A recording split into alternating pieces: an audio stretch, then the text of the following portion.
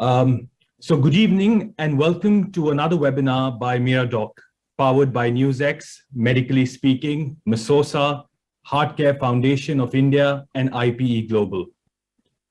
A recent report by UNICEF on mental health, the States of the World's Children 2021, has made a startling revelation. 1 in 7 15 to 24-year-olds have often felt depressed or had little interest in doing things. What is even more alarming is the fact that children in India seem reticent to seek support for mental stress. In a survey by Gallup in early 2021, only 41% of the young between 15 and 24 in India stated that it's good to get outside support, compared to a global average of 83%. As the COVID pandemic heads into its third year, the impact on children and young people's mental health continues to weigh heavily. The disruption to routines, education, recreation, as well as concern for families' income and health is leaving many people feeling afraid, angry, and concerned about their future. In India, children with mental health disorders are mostly undiagnosed and hesitant in seeking help or treatment. According to the Indian Journal of Psychiatry in 2019, even before this pandemic, at least 50 million children in India were affected with mental health issues. 80 to 90% of those did not seek support. Meanwhile, wide gaps persist between mental health needs and mental health funding. India has spent only 0.05% of its health budget annually on mental health, according to the Indian Journal of Psychiatry. Today, to talk more on this subject and to answer all your questions, we have a very special and accomplished panel. First, we have Dr. Vijay Datta. Dr. Datta is the current principal of the prestigious modern school Barakhamba Road. Dr. Datta has close to 4 decades of experience in the public school circuit.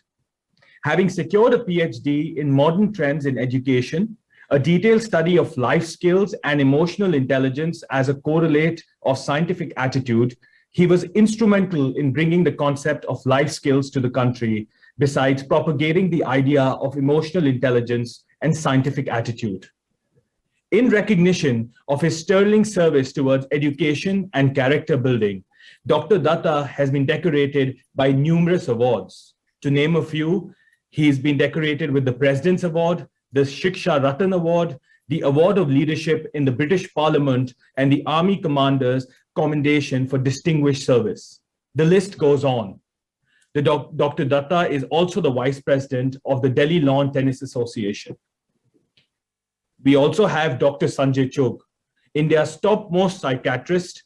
Dr. Chugh is a psychiatrist, a doting father, an avid quizzer, a JAM champ, and a learner, all rolled into one. He believes that there is no substitute for competence and efficacy. Dr. Chugh has been a pioneer in a wide range of treatment modalities in India. He practices what he calls a common sense approach to psychiatry.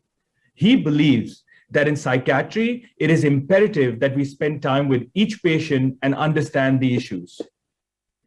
Last but not the least, we have Mr. Yogi Suri, who will be moderating this session. Mr. Suri is an Indian publisher.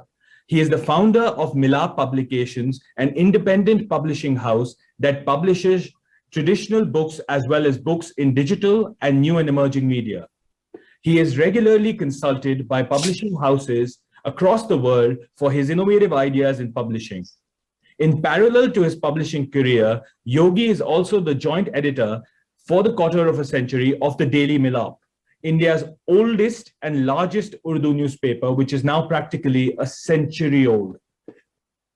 Being a philanthropic spirit, education and children's issues have always been close to his heart, and he is intrinsically involved in many activities and initiatives with schools throughout India. He is the PTA representative to and a member of the managing committee Modern School Vasant Vihar. He has co-authored 2 books and is a loving father to Anandini and Anand. Thank you to all three of you. It's an absolute honor to have you with us here this evening. And and along with us, all the other participants look forward to learning and understanding more on this really important issue. So over to you, Mr. Suri, to take this forward. Thank you. Thanks, Ishan. Welcome, Dr. Chugh, and welcome, Dr. Datta. You know, through this entire Corona time, what I found strangest was that everyone the world over was requested to stay at home with their families, with their loved ones. It was supposed to be a time of peace. And yet, at a time when humanity was supposed to be at peace, we saw humanity going to pieces with this huge upsurge in mental health issues, especially in the young. So that brings me to my first question today to Dr. Chugh, that why do mental health issues surface so much in adolescence, and why is this period of adolescence particularly significant in terms of mental health, especially in these times? Okay. Hi. I'm in Haloed company. It's an honor to be here, of course. Okay, the question that you've asked, I think the answer to this is also going to be partially or completely the answer to a lot of questions that I'm anticipating today. So let's talk about what the human brain is, what it does in the context of mental health, in the context of stress, anxiety, tensions, apprehensions, fears, depression, and so on. I'm a great one for giving examples, so you will excuse me as we go on. You know, if I come up with some far-fetched examples. But this one is something which I've created for myself. You can see my hand in this position right now. It's in the middle position, right? This is the position that the human brain always wants to be at or in, and this is the position that the human brain always wants to get back into if there's any skew in this position. So this position is what we would call equilibrium. That's logical. The human mind, the human brain is in a state of equilibrium here. Now, anything that happens to us, it could be just about anything. It could be in our personal domain, it could be in our interpersonal or social domain, it could be in our occupational domain, it could be the other activities that we do. Anything that happens to us, it has an impact on the equilibrium of the human brain. And what happens is that the equilibrium starts to shift. Right? But the human brain has this intrinsic ability of bouncing back. Now, there is a word in English which is resilience. The word resilience means the ability to bounce back. We use the word resilience in the context of the human brain's or the human mind's ability to bounce back from any kind of adversity, stress, anything that's happening to us. So let's say, the only time that you and I are going to be free of stress is when we are dead and gone. You know, I'm very fond of saying that the rock or the stone lying on the road outside my clinic, it has no stress. It can continue to lie there for it's probably been there for the last 1 million years. It can very happily be there for the next 10 million years if people don't kick it around. But while we are alive, we are never going to be in that blissful state. So our equilibrium is constantly in this state. Something happens, there's a skew in the equilibrium, the resilience gets us back. Now, in most cases, most times, most often, the brain does it effortlessly.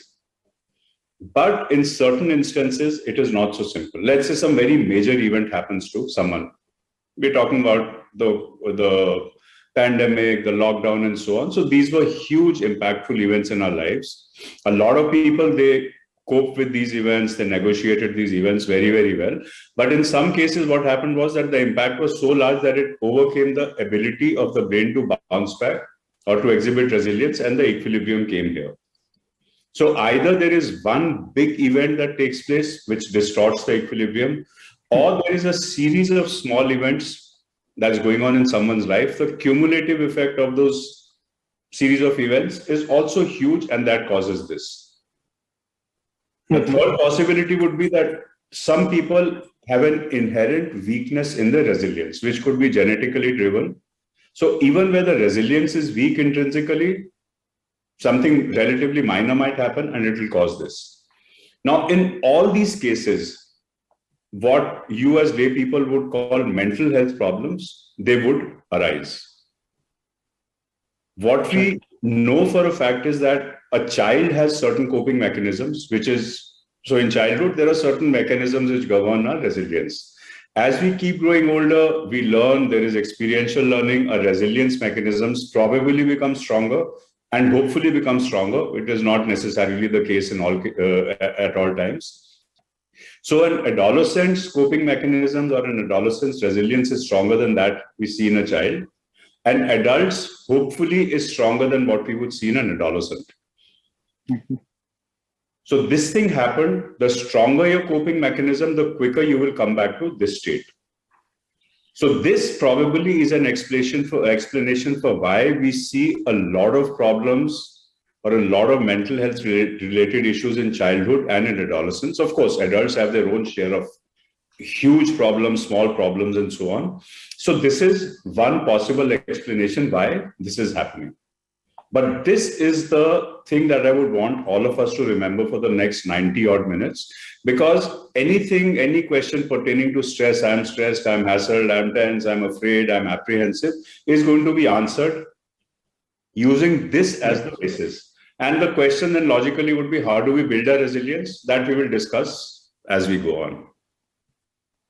Thank you. That's very wonderfully explained. So that, so this follows into a question of mine to Dr. Datta, that do you think these mental stresses are heightened in teens because of maybe peer pressure, or do you think that the pressure they feel to perform academically is present at the same time as the pressure to look cool and blend in, because that also is now a significant pressure on adolescent minds? Do you see it in school?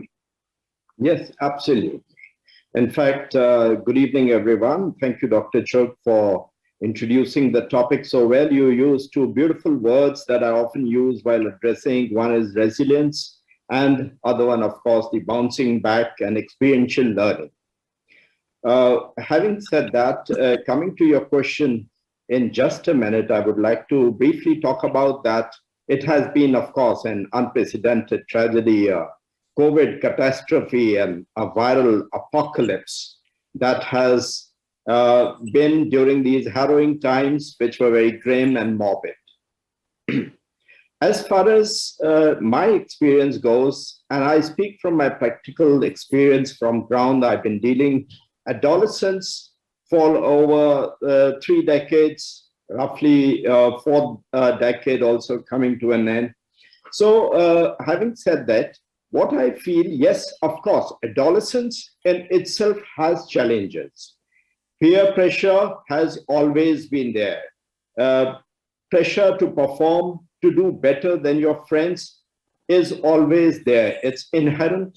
Plus, the parents, the helicopter parents, for example, always push their kids to perform better than the neighbor's kid, which is rather unfortunate. Like the psychologists always know and say that every child is different. So this kind of peer pressure is very much there. And even so in the present times, I will come back to it in a while as we go along the topic. Thank you, Dr. Datta. Ishan was mentioning there was this huge gap between mental health issues in adolescence and mental health issues in general, and the treatment that is sought.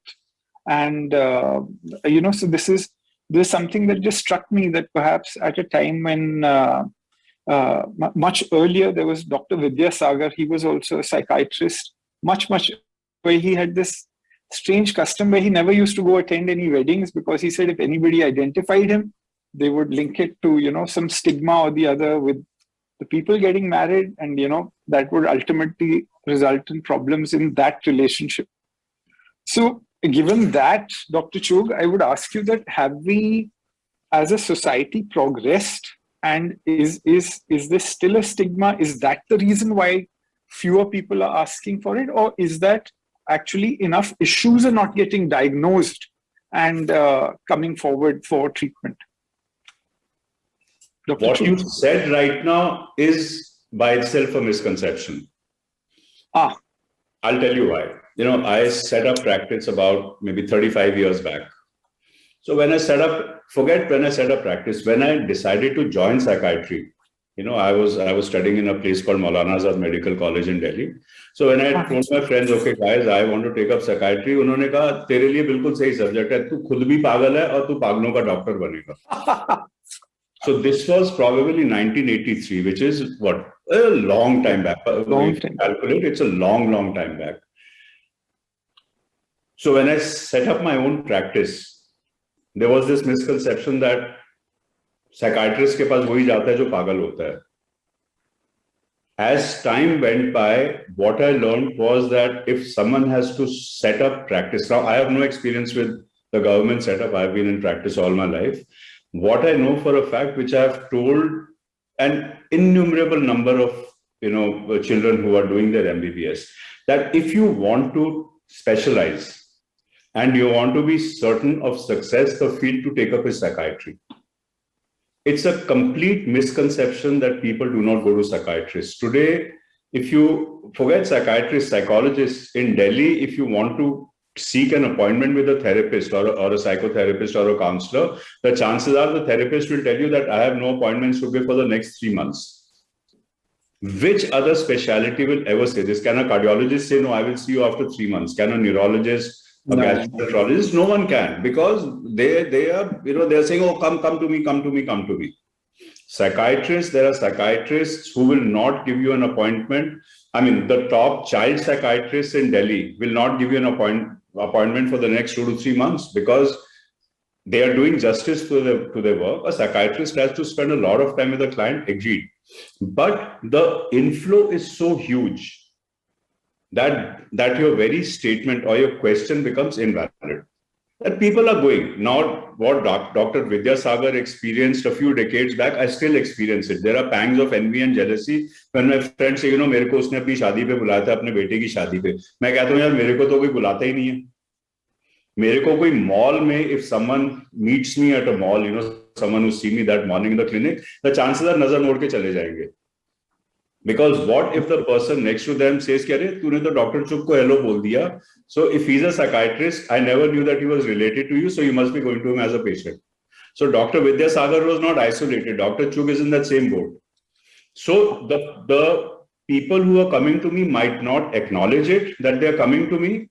And this is adults. Adults also, maybe 45, 50 years of age and above. But people who are younger, 25 years of age, 30 years of age, 35, they are proud. Oh, doc, I told my friend that I'm seeing you and can you give an appointment to him or to her and so on. So in the West, it's probably a status symbol to say who the therapist is, who the psychiatrist is that you're visiting. In India, it might not be a status symbol as yet, but enough and more people are coming forward as professionals. That is one. The second point, which I definitely want to emphasize upon is, Ishan right in the beginning said that, the awareness is low here and, people do not seek out mental health professionals or, they do not have the opportunities. I was visiting England some time back, at Heathrow. There are these, these signages which say that the average time that a child in England takes to get an appointment with the NHS, if he or she has a mental health problem, is 291 days. So I felt bad for the children, but it was very reassuring for me. I said, in India, it is much, much better. Correct. Of course, one is not talking about, rural India, the villages, the districts which are not, which do not have access to these services. But 291 days is inconceivable. In that time, a child might attempt or contemplate suicide enough and more times. You do not get proper help. There are enough and more problems that can be created. So the point that I'm trying to make here is A, India is not isolated in this. B, the stigma is nothing compared to what it was earlier and definitely much, much less than what people thought then or think now. And that's Dr. Datta will have seen enough and more of examples of these problems. Of course, there are so many other problems. I mean, as a psychiatrist, I'm exposed to hundreds of problems, but these I would say would be the commonest. Right. So, Dr. Datta, the next question's to you. That during this lockdown, teens did go through a lot of stress. So, how do you feel this affected, teens? And did any parental groups reach out to you for help with any specific issues? Yes, indeed. Taking off from where Dr. Chuk left, I fully agree with him. For an illness to be cured, it is important to identify correctly before prescribing, let alone administering a medicine, finding out what is the problem, that is identification of the problem is very important. We need to build up the awareness, and after awareness, we need to have the identification. Of course, doctors have a different way of identification. We do it slightly in a different manner, and I'll talk about it. That is, we have these tests going along with the kids, the TET and the STET, for example. The TET is the thematic perception test, wherein we give them stories to write. In creative writing, there are open-ended stories where they end up with situations which kind of indicate a problem that they are undergoing. And similarly, the situation reaction test, in which they react in a particular manner which is not supposed to be or is normal for a student under normal circumstances. So these two kind of tests that we administer in our English tests, and of course, the counselor also deals with these. We identify the problem and what is the degree of the problem. The experts say 1 out of 5 will have emotional issues in adolescence, but you never can really tell during this period of COVID, where there is a little inhibition and going out as well to the doctors, reaching out to a psychiatrist because of the COVID protocols, because of the social distancing, because of children being kept indoors by the parents compulsorily. Even if a child wants to come out, there are a lot of examples here when I get to interact with these children as they have started to come to school, that they would like to express that they would like to come to school, but the parents say, no, don't go out to the school. And especially with the blended learning coming in, the parents say that what you are getting at home, you're getting the same classes at home, so why go to the school and why while away your time, why subject yourself to the risk? So there is this problem of mindset amongst the parents also, due to which we can't actually identify and detect to what degree this problem is there.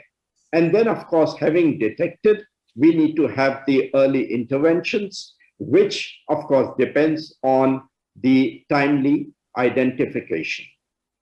So a comprehensive mental health program has been chalked out by the school, in which I say not only the counselor or the special educator should be involved, but every teacher should be a counselor. He or she should be able to identify and thereafter start with the intervention. And in cases of severe cases, it is brought to the notice of the principal that, look, this is what we feel that the child is undergoing this trauma, and we deal it at a different level. The special educator comes in, the counselor, the school counselor comes in, and we deal it differently. Dr. Chuk was talking about resilience. Yes, different children show different degrees of resilience. Some come out of it very easily, while others take a long time, and it continues to reflect on their academic performance. Their grades keep dropping, and when we notice that why are these grades dropping over the period of time, we notice that the child is undergoing some problem, some issue at home. There is this very famous, if I may briefly relate with you, story of Dr. say Mrs. Thompson, who was finding this Gary, a particular child, as we may name it, his grades dropping over the period, his behavior going astray altogether, him misbehaving all the time. So she used to be scolding him all the time. Then comes the teacher's day when everyone brings in some cards, every small gifts for the teachers, and this child brings in a small bottle of perfume which was almost empty.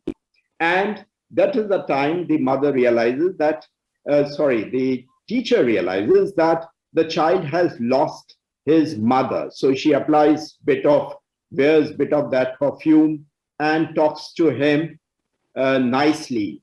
So the child Gary responds to Mrs. Thompson saying, "It is for the first time that you have smelt like my mother." So at times there are issues at home that we do not know that our child is undergoing, and therefore his academic grades are falling, he's unable to perform, he's withdrawn, he's staying at home, and even at home he doesn't come onto the online because he is just withdrawn altogether. So we need to know the background, the problem that the child is facing, and we must make an attempt to find out. There could be bereavements in home, there could be household loss of income, and of course, all the time wearing a mask and social distancing. All of these definitely have an adverse impact on the mind of a child. Well, thank you, Dr. Dattan. That was a wonderful statement that every teacher, Dr. Chugh, we have thousands of questions with the two of you on the panel. So I'm just trying my best to, bunch them together so that you can address a whole group rather than specific questions. And for everyone watching this, while we are trying to address as many questions as we can, the identity of every person asking a question will be anonymous. And in case any question cannot be addressed due to paucity of time, please write to us. We're going to request Dr. Chugh and Dr. Datta to address those later. But Dr. Chugh, over to you. Stress and anxiety in children. It is a major cause of concern. People are writing specific things. And along with that, I would just like to add that, very often what happens is that parents are, saying that think happy thoughts, think positive thoughts, think motivational thoughts. At what time do we switch from, giving motivational stories to actually seeking professional help in these cases? Over to you. Okay. I think I'm going to share my screen. It'll help people understand when we talk about this stress and handling of stress. I think it's a very simple diagram which explains a lot of things. Let me see if I can locate it.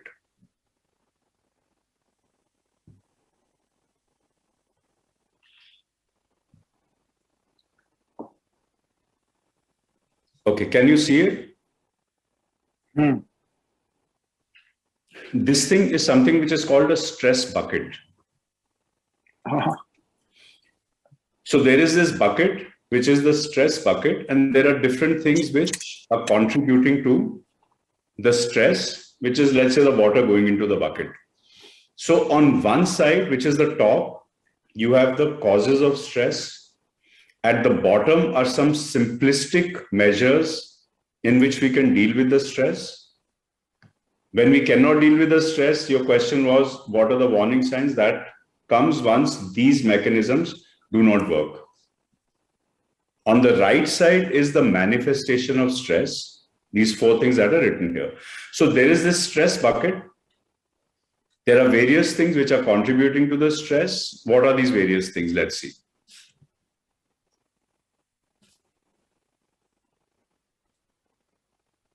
Financial pressures, which does not apply to a child, but we are talking about stress. There are adults also attending here. So the financial stress is there. If your diet is not good, it is not a balanced diet, There are occupational concerns. In the case of a child, there are worries about academics. There are health concerns. This is specific to COVID and COVID times, like you said, COVIDian times.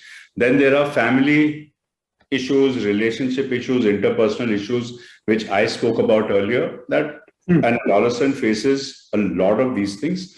So these are some of the things that contribute to the stress bucket. They fill the bucket. Some of the things that help relieve the stress, the first thing, taking time out for things that you enjoy. It's a very effective stress buster. Practicing mindfulness. Mindfulness is a term which is used to describe a state of focused awareness. If I'm going for a walk in the park, a lot of people are just walking, they have their eyes fixed straight ahead, they have blinkers on their eyes. Mindfulness, if you are practicing at that time, you would become aware of the 50 different shades of green in the grass and the leaves and the trees and the plants around you. You become aware of the sounds of the birds, you become aware of the sounds of the crickets in the park, for instance. A lot of people are not living in the immediate moment. They are not living in the present. They're either living in the past, which means they're worried about what they have done and what has happened, or they are living in the future, they're worried about what could possibly happen to them. All of these things cause a buildup of problems. Another parent just... Sorry? So another parent was just asking that, while you were talking on it, what can parents do to help their children overcome stress? Yes, just coming to that. So good time management for a child, for a student, for an adult. Planning your day out, not only one day, but generally having plans in mind. Okay, today I'm going to get up at 6 o'clock. This is what I'm going to do. Having a good, healthy schedule to your life is, again, a very efficient stress buster. And finally, talking to friends and family. Dr. Datta spoke about the importance of teachers being counselors. What is this talking doing? The parent who's asking what they should or what they could possibly be doing to help the children decrease their stress levels. It is to be good listeners. The problems that I see with a lot of adults, it could be parents, it could be teachers, it could be anyone, is that people are impatient. They do not have the time, they do not have the inclination, they do not have the patience to listen to the child. They are in a hurry to pass judgment. The child just wants to talk, you are in a hurry to give solutions. The child does not want that. Maybe just talking is doing a lot to relieve the pressure inside the head. It's like a pressure cooker. If I'm cooking dal in my kitchen, what do? Pressure cooker liya, usme dal dali, pani dala, you put salt, you put kali mirch, lal mirch, haldi, pyaz, tomato. You close the lid, put on the weight, put on the gas. After 2 or 3 minutes, the water starts to boil inside, pressure starts to build up, and CT bajti hai. What is that CT? That extra steam or that extra pressure inside the cooker is let off, and the process of cooking goes on unimpeded, and you have delicious dal which is prepared. But if I am not a good kitchen person, if I have not cleaned my pressure cooker, especially that weight or that safety valve through which the steam goes out, the next time that I try and cook dal in that pressure cooker, I put all those things, dal, pani, pyaz, tomato, blah, blah, blah, put on the gas. Within 2 or 3 minutes, instead of that CT, that whole thing explodes. Very well said. Because the safety valve was blocked. I always tell parents, if a child is being brought to me in the clinic, if an adolescent comes, it's a very, very important part of intervention for me to say, I want to interact with the parents also. And this is what I tell the parents, you people don't have time to sit with your kids. There is this really ridiculous concept of quality time which came up some time back. I think quality time is a load of junk. It gives parents an excuse to not spend quantity time with the children. You come back, you say, I brought this. Oh, look, I got this iPhone 13 for you. So promptly the child, excited, opens the iPhone 13 and he sets it up, blah, blah, blah, and spends the next several days, weeks, months on that. The parents also sitting on their own iPhone 11s or 12s or 13s. There is very, very little interpersonal communication which is taking place, which is not allowing the child's brain to get rid of that pressure. And when that does not happen, these are the manifestations. If you look at the stress bucket, if the stress is below the lowest line, we say the person is relaxed. Koi chinta hi nahi hai, parwah hi nahi hai koi. If the stress level is between these two lines, we say, okay, you have stress, but you're coping well with it. If your stress level keeps escalating and it's between the second and the third line, we say, oh, this person is stressed or anxious. So in the second case, the equilibrium was disturbed, you came back. It was disturbed, you came back, so you were coping well. In this third case, your equilibrium is disturbed, there is inadequate resilience, and your equilibrium stays here. Now, when it stays in this position, this is actually what to a psychiatrist is stress or anxiety. When a lot of symptoms start coming up, your sleep starts getting affected, your appetite starts getting affected, your weight starts getting affected, you cannot concentrate, you get irritable, you get angry, you feel tired all the time, you cannot concentrate on your studies, blah, blah, blah. And when the stress level goes above this top line, when you are overwhelmed, that is the equivalent of having a breakdown. And the number of people whose stress levels are, above this, who are, the stress is overflowing or is overwhelming the person. I mean, like I said, maybe half an hour back, psychiatrists are probably the busiest medical practitioners around because stress is an all-pervasive phenomenon. And then to the left of this very interesting picture is this unhelpful coping mechanisms. Oh, I'm feeling so hassled, I can't sleep. Let me take alcohol. My dad drinks, so he will not know. Let me take some gin or vodka out of the bar and I will put water inside the bottle. Or my mom takes a sleeping pill, or I don't even want to take those names here. Or she takes this pill because she can't sleep at night or she's hassled. So you start popping those pills. Or a friend says, you're unnecessarily getting worked up. Why don't you start taking charas or ganja? I mean, that is how this introduction starts. That's how this experimentation starts. And these unhelpful coping mechanisms actually start adding more water to the bucket. For that moment, you might feel that, this is the perfect solution to my problems. Actually, your stress level has just gone up. And this is what we need to work on. When, in spite of these four things at the bottom, you cannot handle your stress, you are at this level or you are at this level, where I said that your equilibrium has now come here, that is when you need someone like me. So long as your equilibrium keeps coming back, you definitely don't need to come anywhere close to me or to anyone in my profession. But, so a parent has just messaged me that, how do I know which line the child is at? Which what? Which one of these sections of the bucket, like coping well or becoming stressed or overflowing, because there is no indicator that as such that he can monitor. Or are there any specific indicators for them to monitor? For me, any behavioral change or any emotional change which comes in the normal functioning level of your child and which stays for a certain length of time is not only an indicator, it's a diagnosis that there is a problem. So if your child was generally a very peace-loving, happy, calm person and suddenly becomes irritable, angry, short-tempered, starts visibly looking anxious, is doing this all the time, he's slapping his feet all the time, he's chewing his nails all the time, cannot sleep properly, does not feel like eating, becomes asocial, starts avoiding social interaction, starts talking about negative things, I don't think I'm going to be able to do this, nothing good ever happens to me, which means a feeling of hopelessness, or everyone else is so much better off than I am, feelings of inferiority or worthlessness. Or there are a lot of children who reach this stage and they say, I give up. There's nothing that I can do. That's a feeling of helplessness. So any of these things are very, very sensitive indicators that now, जो बोलते हैं ना पानी सिर के ऊपर चढ़ गया, तो वो पानी सिर के ऊपर यही है, ये लाइन वो सर है, जब पानी इसके ऊपर चढ़ गया, go to Dr. Chug. Right, but that's because very well explained. At that stage, as a parent, you are not going to be able to bring this level down. True.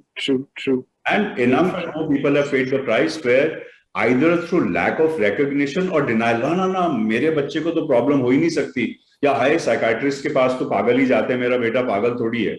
I mean, you have anxiety, you're not mad. You have depression, you're not mad.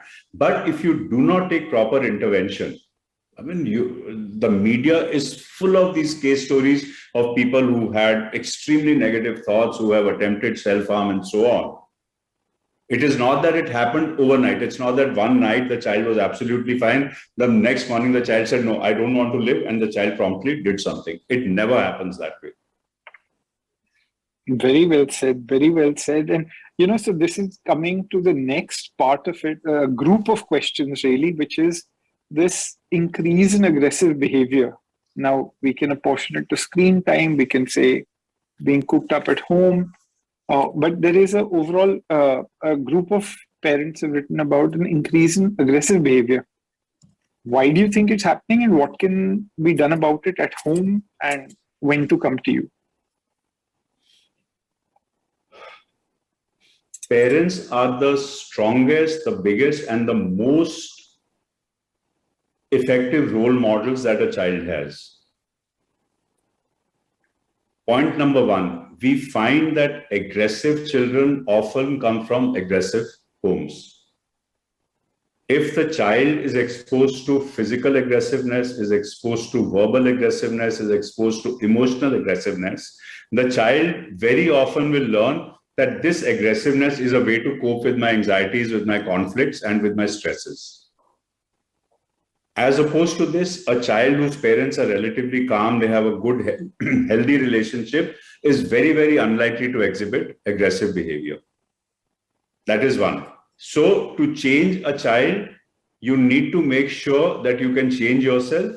Ideally, if you can look ahead, you need to provide the child an environment which is free of this incompatibility and this disharmony.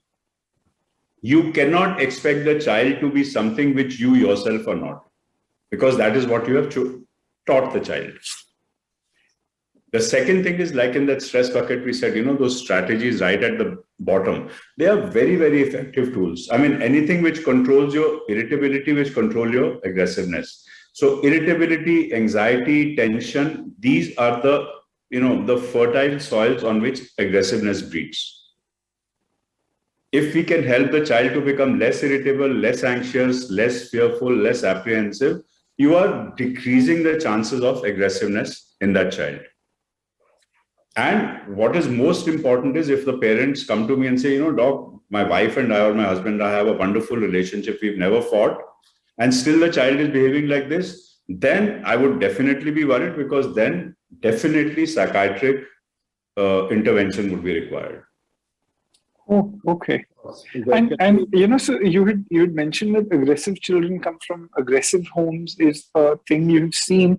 Is there also so there's this question that, is there also genetics? Does it play in it? Like, is it transmissible genetically, or is it a genetic factor? Excellent question.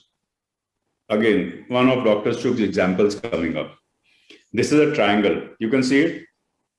So this is one apex, apex 2, apex 3. All disorders are explainable by this triangle. This is what we call the biopsychosocial model of problems. So at the top is bio or biological. This is the psychological or your personality type, and social is your environment. Everything is biopsychosocially determined. So if there is aggressiveness, I have just spoken about the social component, which is the external environment.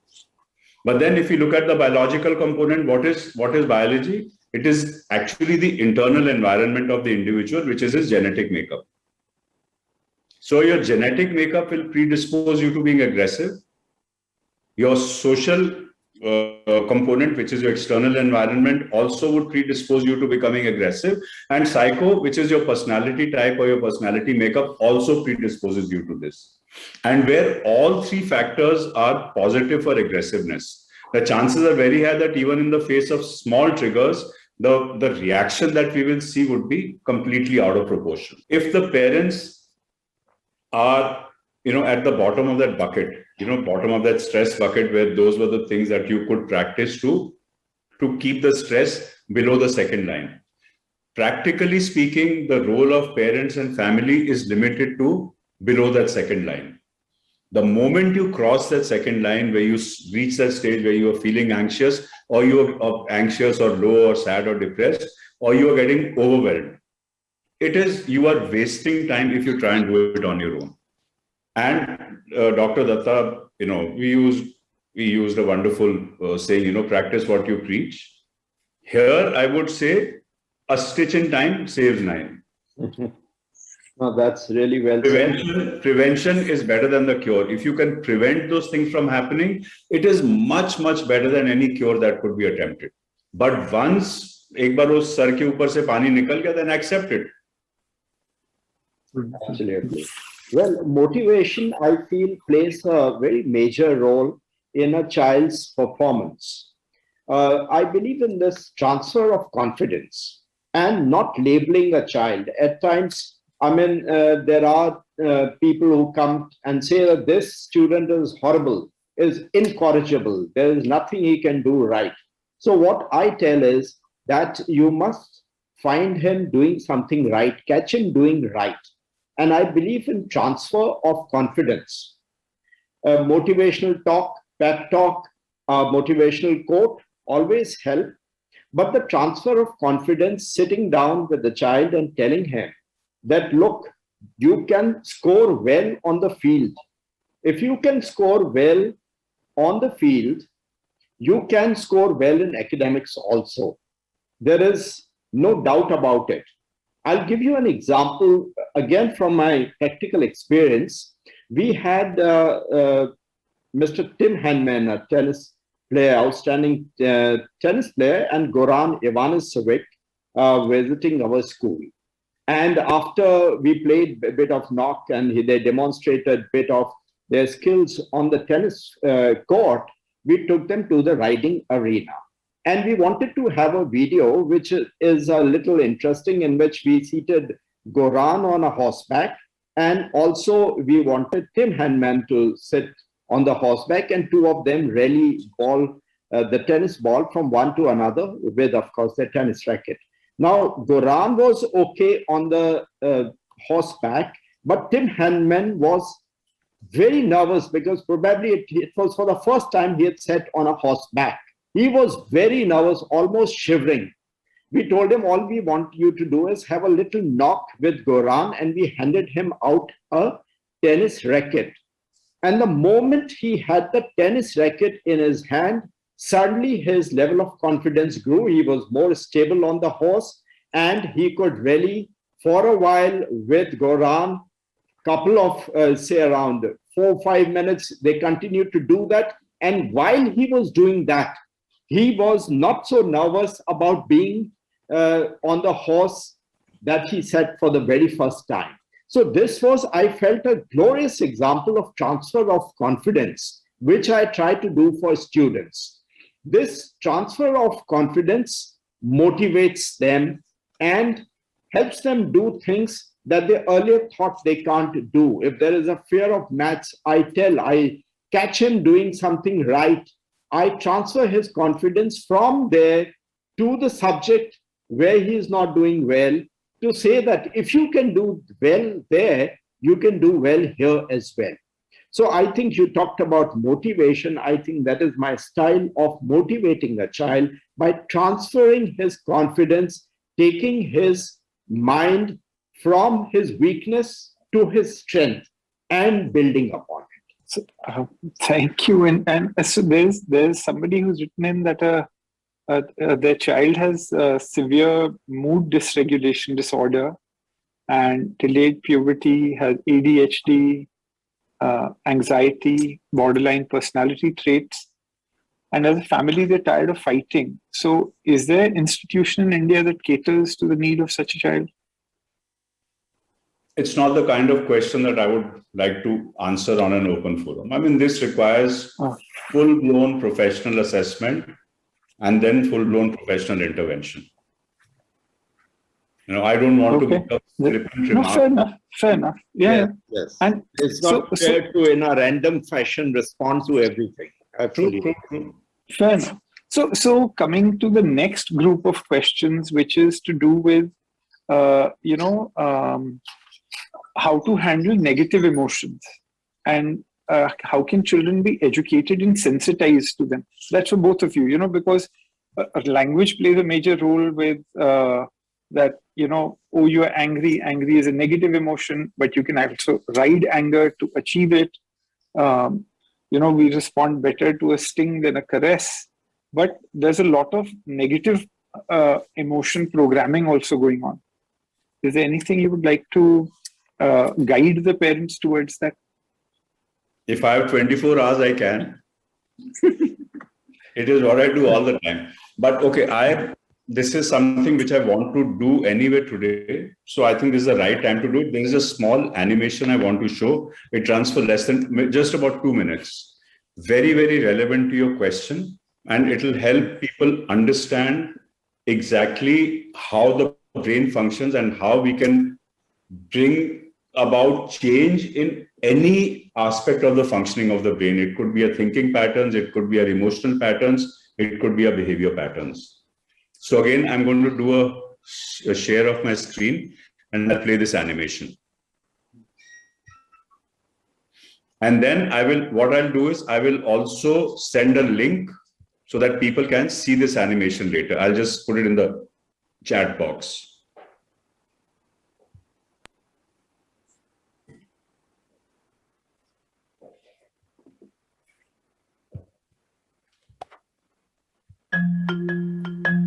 Let me, 1 second. Okay, this is better.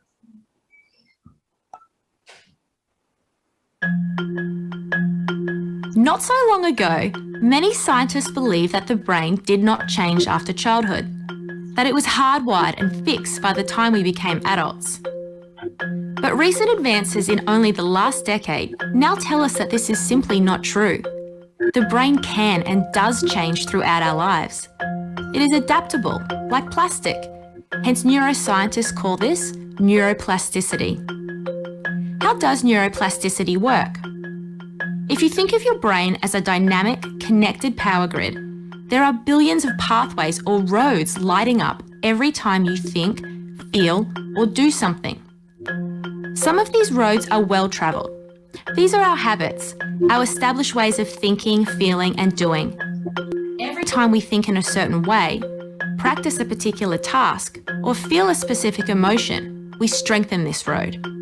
It becomes easier for our brains to travel this pathway.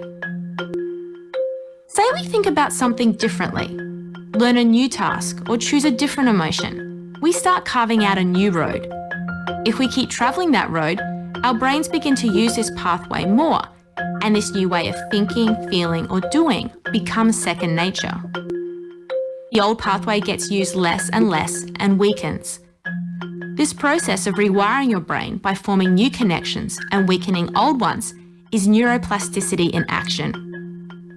The good news is that we all have the ability to learn and change by rewiring our brains. If you have ever changed a bad habit or thought about something differently, you have carved a new pathway in your brain and experienced neuroplasticity firsthand. With repeated and directed attention towards your desired change, you can rewire your brain.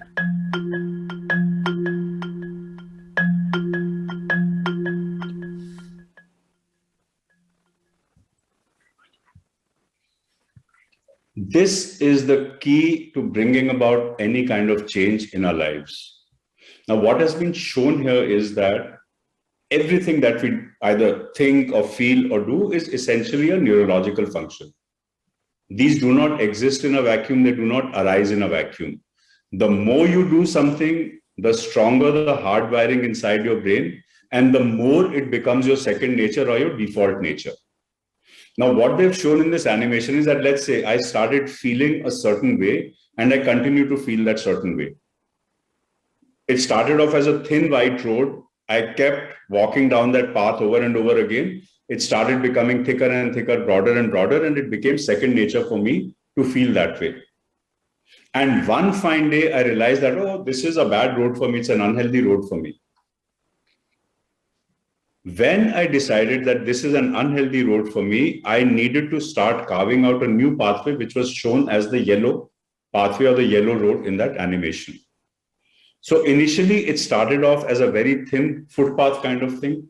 You start forcing yourself to walk on that yellow footpath. It becomes a slightly bigger road. It becomes a village road, a town road, a city road, becomes a highway, becomes an expressway.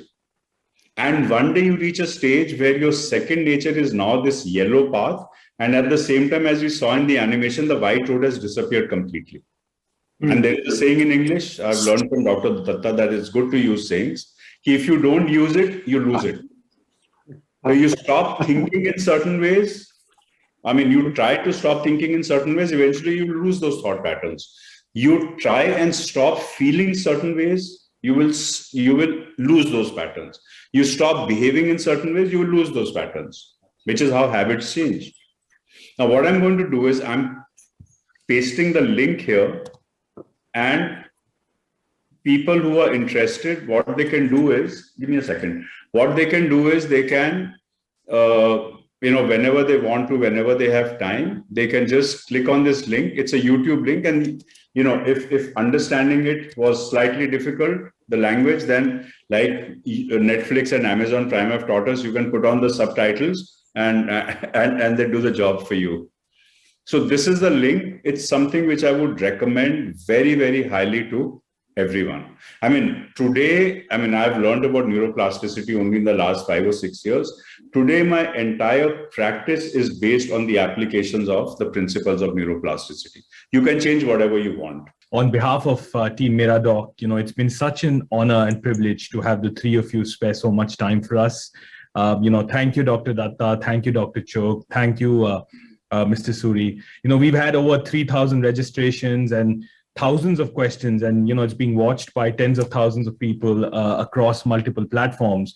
For all the participants, it's not possible to answer all your questions, but we would request you, if you have any further questions, you could go on miradoc.com and send us your questions, and we'll request the panelists to maybe address your questions at a later time. So we at Miradoc, to help and provide assistance to people in this tough time, have decided to provide free online unlimited consultations with general practitioners and doctors 24/7. So in case any of you want to avail of this, you can just go to miradoc.com, register yourself, and get access to doctors for free 24/7. So again, thank you so much, Dr. Chog. Thank you so much, Dr. Datta. Thank you so much, Mr. Suri, for doing this. We'd also like to thank our partners, NewsX, Masosa, the Heart Care Foundation of India, Medically Speaking, and IPE Global. It was an absolute pleasure having you three gentlemen here today with us. And I've learned a lot. And I'm sure thousands of people have gained a lot and have learned a lot over the last 1.5 odd hours.